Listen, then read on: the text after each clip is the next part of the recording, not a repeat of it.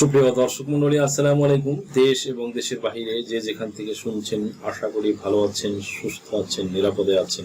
সাবধান, আপনার অনেক কষ্টের অর্জিত ভিটেমাটি কি তবে হাতছাড়া হয়ে যাচ্ছে?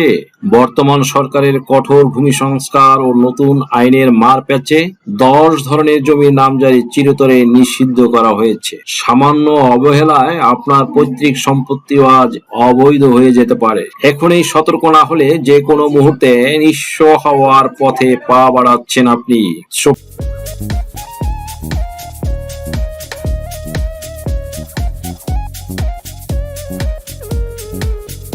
বিশেষ 10 ধরনের জমি যদি আপনি নামজারি করে নিয়ে থাকেন, তাহলে এই 10 ধরনের নামজারি বাতিল হয়ে যাবে।